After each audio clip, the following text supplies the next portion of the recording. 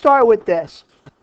Up to this point, the first 10 lessons, we have been doing something like this. This is called an expression, an algebraic expression. Right now, as is, can you figure out what the value of n is? No. No, impossible, right? No matter what you try to do, you can use commutative to reverse it. Still don't know what n is. And as you know, through the first 10 lessons, we've done distributive property where we've factored out certain numbers. We've done combining like terms. You can combine sometimes, you can distribute, you can factor, you can expand, but no matter what we do, we still don't know what n is, right? Right.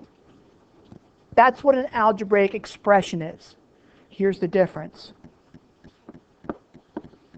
Can you figure out what the value is for n now?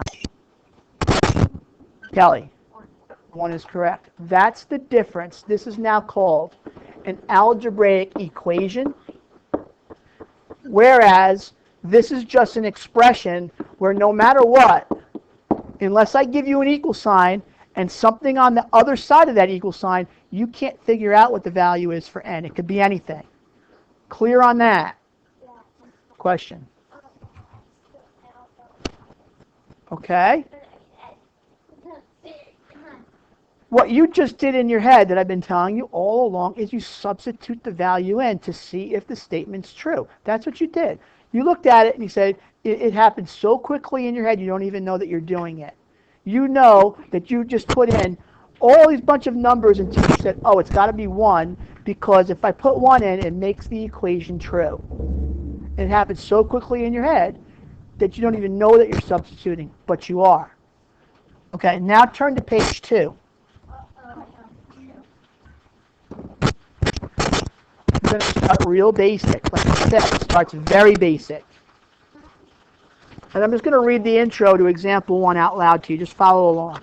It says, the first 10 lessons in math, in Module 4, have focused on expressions.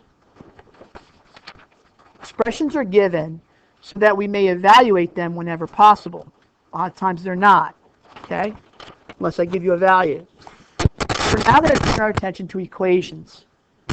Ready? As basic as this is, what does the following equation mean in your own words? Just throw it out there. 4 is 4. 4 is 4. Nothing wrong with that. I'm not going to write it down, though. 4 is equal to 4. 4 is equal to 4. What else? Don't write anything down yet. 4 is the same as 4. 4 is the same as 4. What do you got? Both numbers are the same quantity. Both are the same quantity. That's pretty good. 4 equals 5. Okay, what do you got? It's like a mirror. I like that, actually. It's like a mirror. I'm going to take what he just said, and he said it's like a mirror. Can we also say that it's somewhat like a scale? Somewhat like a scale. Do you understand what I mean by that statement? No. Make believe. I want you to make believe that this is a scale. I'm going to build off what you said. Mirror and scale is kind of, it's interesting you say that because I can build off of that. Make, like, you know, a balance scale, like you do. You had the pan balance. You did the pan balance in science, right? Okay. The balance point is the equal sign. Ready? If this was like a scale, the quantity on the left is the same as the quantity on the right. That I do need to put into words for you. Let's write that down.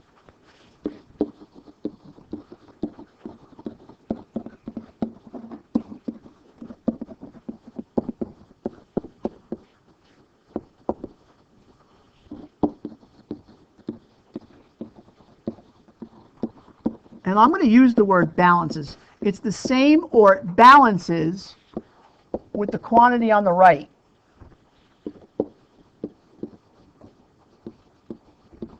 I'll get out of your way in 1 second. It's an important statement. We're going to build off of it. What time does class end? 12? 12? I mean 10? All right, 15 minutes. That's going to be good. That's got to take me through pretty much the introduction to this. So, like Stephen said, he said mirror, kind of the same thing. The image on the left is the same image as on the right. It's very similar to what he said, but we're going to use the scale metaphor more often than the mirror metaphor. Okay, now that being said, if it is like a scale, and our balance point, make believe, is where our equal sign is, we're going to determine whether the two quantities are balanced or not. Starting off real basic, here I have a numeric expression trying to balance with a number.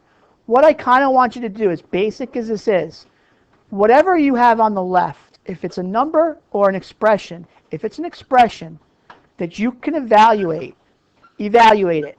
So if we have 6 plus 3, what is 6 plus 3? 9.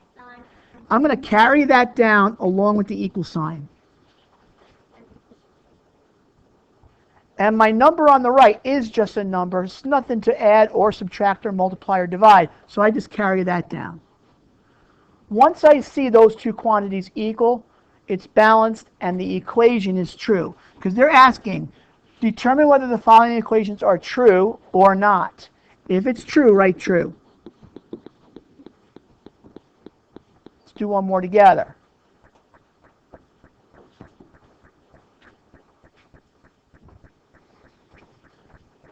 Here I have two expressions. I'm going to evaluate them both. What's 5 plus 2, everybody? 7. Bring that down along with my equal sign. 1 plus 6. 7. Equation, is it true or not? Are they balanced? True. 5 times 8. 50, take away 9. 41. Balanced or not? No. One side's heavier, right? One side is flat. Keep the scale metaphor in your head. It's going to be used constantly throughout this entire lesson. Okay? Let's build. Are we good with this before I progress? Yeah. I didn't get the first question. Above. Above? 4 is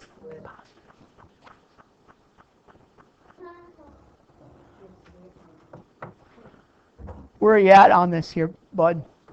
What are you copying down right now? Where are you up to? Last word. Okay, great. alright. Good. Okay, ready? Go to the next page. Same thing, keeping it simple, think of both sides like a scale. I'm going to model it out using a tape diagram. Each square is worth 1. I got 4 on the left, and I got 4 on the right. Seriously, think of it like a scale. Think of it as 4 units on one side of equal weight, 4 units on the other side of equal weight. Right now, the scale is balanced and nothing is weighing the other side down. They're equal, right? Yep. Okay. If I remove 1 square from the left side,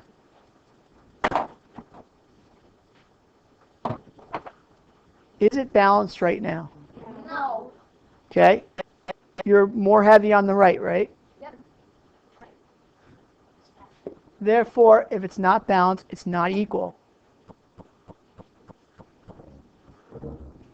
What do I have to do on the right side in order to balance it out again? I've got to take away 1 box on this side. In essence, what I did is I took away 1 on this side, and in order to keep it balanced, I had to take away 1 on this side. Now, I had the luxury of erasing on a smartboard. You need to kind of show it. I guess you could show it.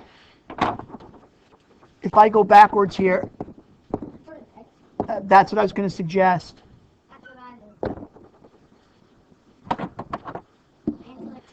Put a line through it, and know that you've got to put another line through it in order to remove it, or to keep it balanced. Okay?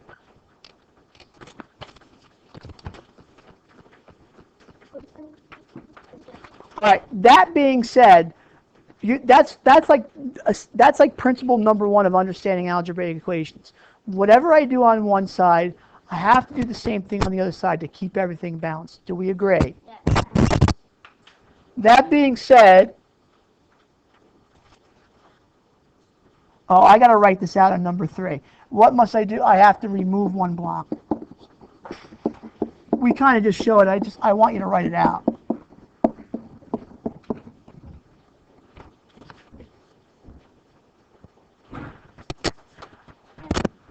Mike, get that door for me. All right, what about this? Go back to the 4 blocks equals 4 blocks. I'll jot it out here real quick. There's my original equation, 4 equaling 4. What if I add 6 to one side? 6 more blocks.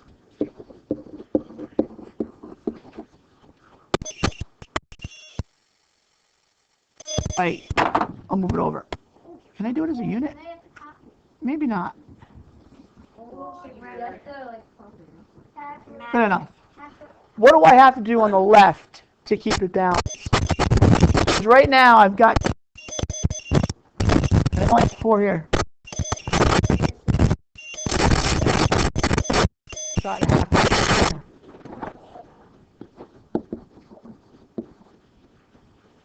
It seems simple, but it's important. Yeah, Aiden. Don't you have to add, like, because you took off one block from the left side, and that would be 3. And the other side would be 4. So when we had 7 blocks, because then You know where you're getting hung up? When you get to this number 4, go back to the original 4 blocks equaling 4 blocks. Okay? But what you would be right. You would be right. If you went back and I removed one and I was building off of that, you would be right. I have to add 7 to balance it out. But I'm going back to 4 equaling 4. Okay? All right, now go to example 3, and we're going to kind of do this now using numbers rather than models.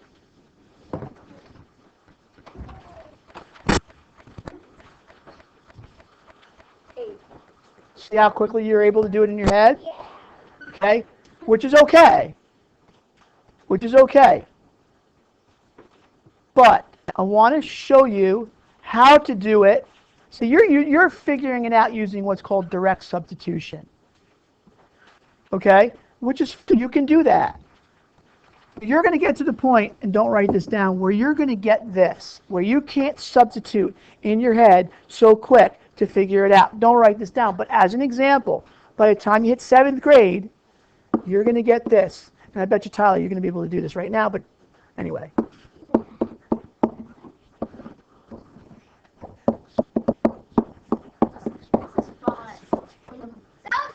You will get something like this in 7th and 8th grade, and you've got to figure out what x is equal to. oh, my sister's doing that. You have to do like the train track.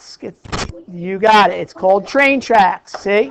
That's why I've got to teach it to you now, because if I don't teach it that way when you go to 7th and 8th grade, and you don't know railroad tracks, you're going to get hung up. And I'm going to start you off basic. Okay? You can't do it now, but if you do it the way that I show you to do it from day 1, you will eventually be able to do this. Okay? So let's go back because we're running short on time. You will. You will.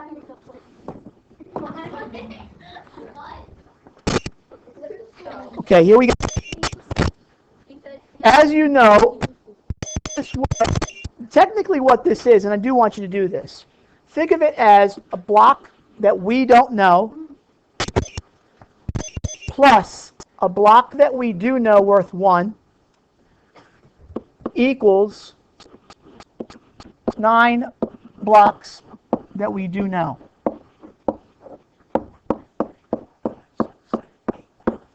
That's what it looks like. Oh yeah, I kind of want you to model it out. So when Kelly did this, she realized, okay, I have to figure out what value this is in order for this scale to balance. You're able to do it in your head, and x equals 8. How do you know? You substitute it in.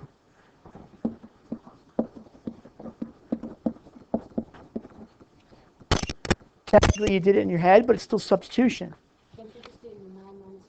That's what we're going to do. That's exactly what we're going to do. That's where this is getting to. Okay? So, what Kelly did in her head, and everybody else that did it, is you did it, you didn't even know you did it, is you took the value 8, you substituted it in, and you realize that 9 equals 9, so it checks, and now we know that that missing number is 8. Okay? Now I'm going to show you how to do it using what we've already done, where both sides are a scale, and whatever you do to one side, you do the other. So what I'm going to do, rewrite this. It's my x plus my block worth 1. And I got 9 blocks worth 1 on this side. Yeah, you can actually. If it's quicker, sure.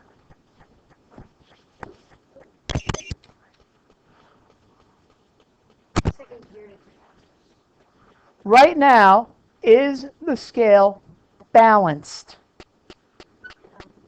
How many say no? How many say yes? How many are not sure? It is balanced. We just don't know what this is. Okay. Right now, assume that any equation that you're trying to find a missing value for, including this is balanced. We just don't know what x is. Okay? Go with that assumption.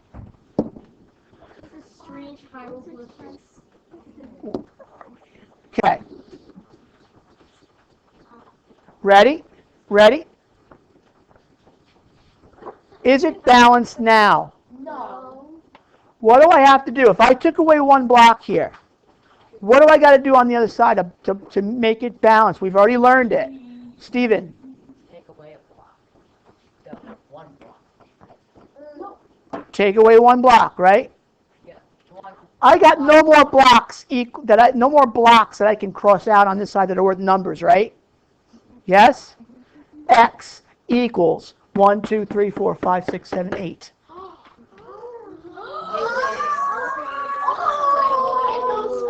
Fundamental. That's it. That's the fundamentals. What I just did. What I just did. Watch. Let me get to this, okay? I showed it to you with models. Let me show it to you with numbers. I took away one block from each side, correct? That's what I did.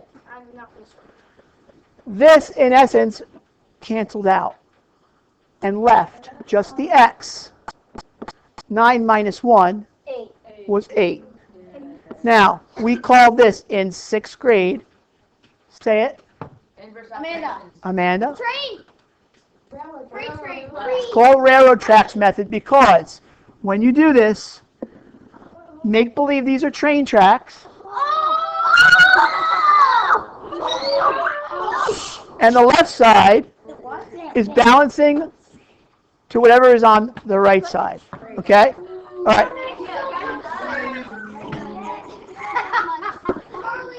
Let's go to example A on the next page. I want to get through example A before the bell, so let's get there.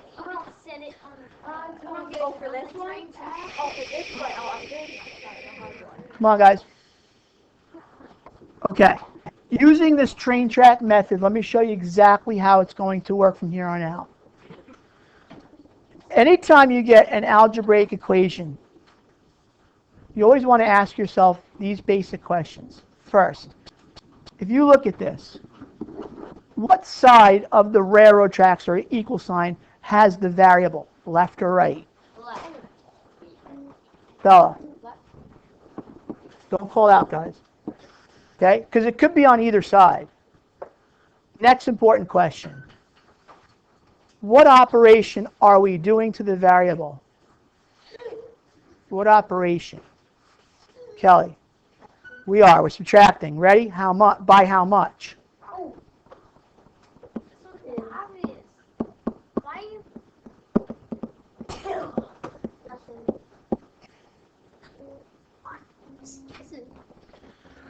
What we did in the previous example, whatever we did on one side, we did the opposite, or whenever we did on one side, we had to do on the other side. What's the opposite of subtracting by 5? What's called the inverse. Adding 5.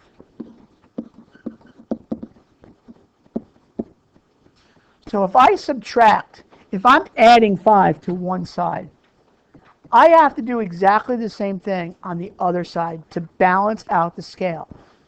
And I'm going to just show it to you because it might make more sense if we do it showing the work. Write the original equation, x minus 5 equals, I forgot, 13. You're going to make your railroad tracks. Here's how it works. You put 2 lines going down and 2 more sets of tracks. And as you'll see, as these become more advanced, you'll need more. But right now, you need 2 sets. You've already told me the opposite of subtract 5 is?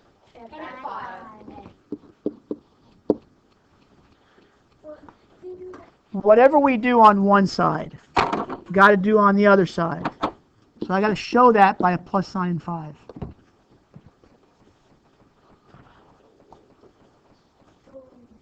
Inverse operations always cancel out.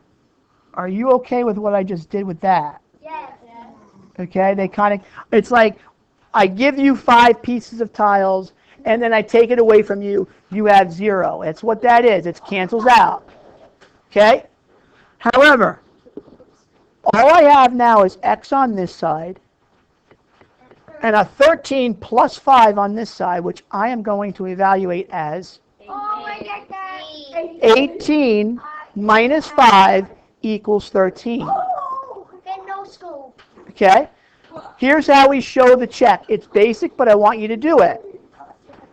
You write the original equation. The number that you think is x, because this could be wrong if you subtract wrong. You substitute it in. I guess it. You evaluate this using PEMDAS. And if they are balanced, now we know that x is definitely 18. No scope. To be continued on Monday.